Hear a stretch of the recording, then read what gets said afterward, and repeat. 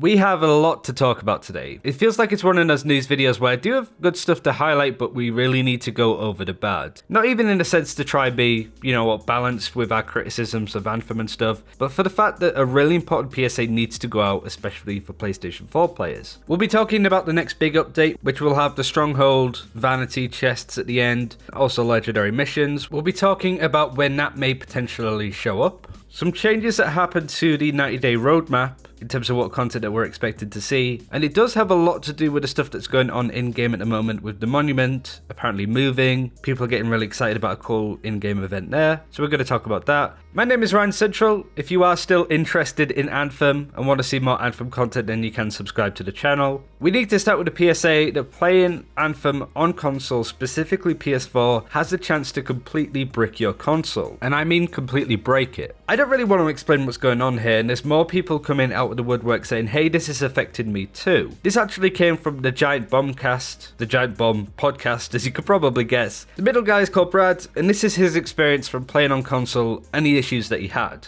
Cool. Go to quit the game. Game hard crashes to the system interface. PS4 immediately powers off. Whoa. Oh, wow. And that happened again last night. I looked on Reddit, apparently it's a pretty common problem on PS4. Weird. The game crashes and then shuts your PS4 down. Weird. Immediately. Hard power off. How's that happen? No LED, no nothing. You turn it back on and it, gripes at you about, oh, you didn't shut down properly. Oh, great. We have to check storage. It's a bad shutdown. And then and then it has to repair my external hard drive after that. Yep. So, every time, and this is also happening to people, including me, when you force close the application. So if you can make it back to the title screen after logging out of the game and then you just do close application, it still happens.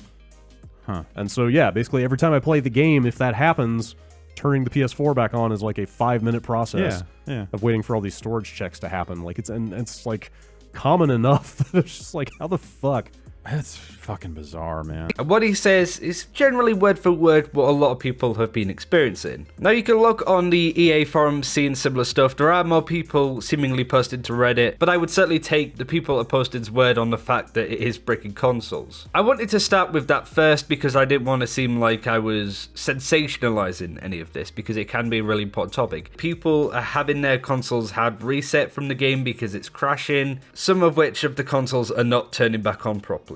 When they do turn on, they go through a safety diagnostics process just to make sure that everything works. It's effectively the same as just pulling the plug right out of the back of your console, which of course is a pretty bad thing to do, especially with these next-gen consoles. I don't really know an awful lot about this, but isn't this what the certification process for consoles is meant to be about? For Microsoft and Sony to check that the game isn't going to break the console or anything like this? I'm not saying that BioWare aren't at fault here, definitely not. And I'm not trying to shift the blame away, I'm just genuinely curious if anybody knows whether it's more Sony's responsibility here or EA and BioWare's. I'm not too sure myself. On that subject, I asked on Twitter basically what other people thought. A couple of people chipped in with some really good opinions. In fact, Fortas's hub used to work in certification. They say that there's a checklist you follow and you get 3 to 5 days on full games to test and about 1 day of testing on patches. They recently moved the certification team to the UK, yada yada yada. I basically asked, is this more Sony's fault or BioWare's? They say that both. I think Sony's process is relatively thorough, but it depends on the tester's thoroughness. Same on BioWare's side. They have a deadline to hit and their QA team may just not have hit it in the time that they were given.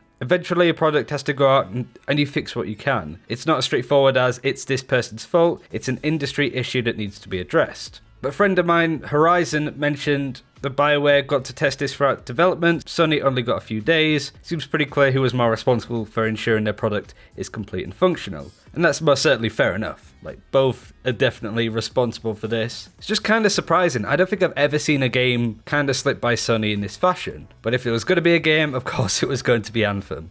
I have a PS4, I don't have Anthem on it at the moment, however, just on PC, but this doesn't really make me want to buy the game on console either, you know what I mean? If you are on console, do be very careful. If you're having any form of crashes like that and you're worried, I would recommend just not playing the game for now, because these problems are pretty significant, to be honest. And from the sounds of it, Sony are allowing you to refund the game, no questions asked. This is a little bit vague. Some people are saying it was seamless for them to be able to refund the game, some of which are saying that it was a bit more problematic and they weren't able to. So if you do want to refund the game because it isn't working on your console, that should be quite easy to do on PS4. For Xbox, however, I don't think there's any severe, complete reset bricking bugs in the game for Anthem, but I have heard people have crashes and similar things, but not quite had their Xbox turned off completely. This is super disappointing. As a fan of this game, as somebody that was really excited and wanted to make more content on this game, it's really disappointing that a game has come out like this.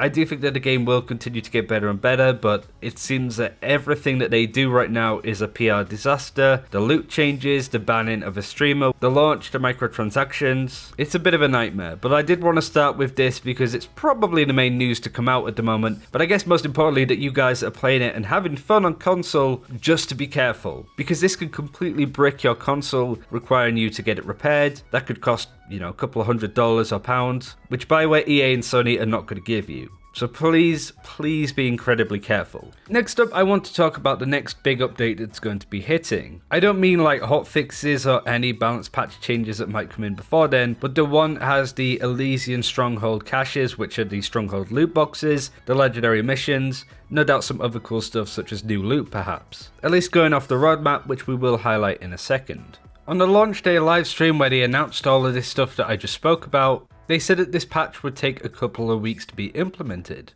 somewhere around the 2/3 week mark, and that was 2 weeks ago on Wednesday. However, I might add, this is an educated guess, this isn't confirmed anywhere as of yet. If we do get confirmation, I'll put it in the comments, but it's looking likely to be next week, next Tuesday. On another topic of fixing perks with 0%, weak point damage whatever, Ben Evans said they're planning to fix that for the patch which will drop around March the 12th. In another post, answering to have a hold R to start expedition button, no matter whether you're grouped or not in Fort Tarsis, Ben said it's likely to be in the mid-March patch.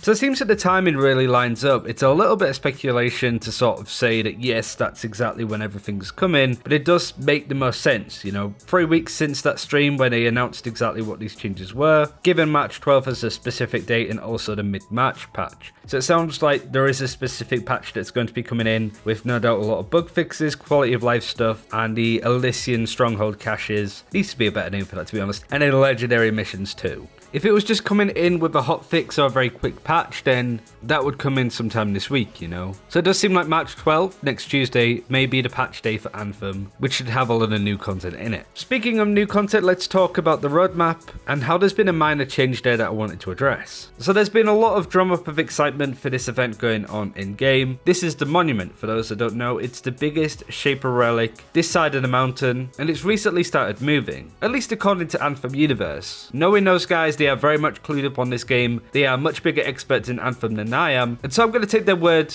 that this is something that's happening in game that's quite exciting. I didn't clock whether the Monument was moving beforehand or not, but ultimately, like I said, believe them that something's going on here. Nobody really knows why it's going on, but people are expecting that it's going to be the Shaper Surge event. This was meant to be happening in February along with the 3 other events. There be Giants, which had the Ash Titans, the Outlaw event, which basically more Outlaw spawned, that was it, and then the Shaper Surge event. Well, February's been and gone, we saw 2 of the 3 of those events, but no Shaper Surge. So is that what this event is? And I'm actually going to go against the whim and say no, because there have been some changes to the roadmap. We're going to mostly be focusing on March and a little bit of April here, but you can see the events that are coming in March. We have the Elysian Strongholds, which we knew about. You then of course have legendary missions, which are the missions that you play in the story, but just at higher difficulties. New items, which with any luck will include some new loot. And 4 events, none of which are the Shaper Surge. In fact, you need to go to April to see the Shaper Surge event. So the Shaper Surge, man, I'm just getting tongue twisted trying to say that. This event, guys, was meant to happen in February, but it's been pushed all the way back, not until March. It's not happening in March at all, unless it's one of these Cortex locked free play events. It's been pushed back to April, which is super weird considering there's stuff happening in game right now. It could be to do with the other free play events that are Cortex locked, but it most definitely isn't a Shaper Surge. Just real quick, I did want to talk about the roadmap because I was away when it actually came out a couple of weeks ago, and there's one thing that I really want to highlight that I haven't seen from anybody else. There are 24 entries in this roadmap for the next 3 months. Got some cool stuff in there. New missions, new items, guilds, leaderboards, weekly stronghold challenges, the actual Stronghold the Sunken, and of course Cataclysms. 24 different entries. Half of these are free play events. some of which will be duplicates no doubt. Derby Giants was in February and March, Outlaw Outrage the same, and Shaper Surge was in for Feb and April. So no doubt as we go into March, we unlock these 2 other free play events. Let's say one of them is, Grab It Season. No doubt that we will see that Grab It Season free play event in April and maybe even May. The point that I'm trying to make is that half the content in this roadmap is these really straightforward, kinda lackluster free play events. That's not to say that the future free play events that we don't know about yet might be much more grand in design, much more significant. But going off the experience of the Firestorm event that happened in the open demo, the Derby Giants event, and the Outlaw Outrage, they were all pretty lackluster and lacked a lot of actual interest from the audience. Out of the ones that we experienced, I think Derby Giants was the best, simply because it had a bit more of a, hey, go out into the world, kill 4 titans, and you get something, you get this cosmetic. Outlaw Outrage didn't have that. Apparently, Yarrow says something about the Outlaw boss that was meant to spawn, but after playing it for an hour and not knowing this prior, I was just running around doing these missions for no apparent reason. So I'm really concerned even more for the game after looking at this roadmap and seeing that half of the stuff in there are these just free play events, and considering the state of the game right now, and really I wouldn't count these as new content in the same way that I'd count the Stronghold caches, the legendary missions. It is rehashed content, but I do like the spin that they've put on it. And then of course the Cataclysm, the new Stronghold, guilds, leaderboards, that's new content. Half of these being smaller events, I'm very, very concerned about too. But yeah, in short, Anthem is going through a PR disaster at the moment. We haven't even highlighted the streamer that was banned for economy exploits. Most people just assume that he was banned for just running chests on harder difficulties, but he did do the Ursix loot cage exploitation, where you would kill an Ursix, it would drop loot, you pick it all up, you die, reset your count, and you just keep doing that over and over again. I would say that that kind of is an exploit, but you can't really punish the player when this kind of stuff is in the game, I don't feel. But I really didn't want to highlight it today. I didn't just want to rag on the game today, to be honest. I've made quite a lot of videos, like 4 in a row, so gonna take it easy from here on out, unless there's more news, of course. But this is everything to go over. I do hope that the patch next week can bring some more amazing stuff to Anthem, and I hope that they can do something right for once, because it seems like they can't right now. Thanks for watching, guys. Take care, and I'll see you soon.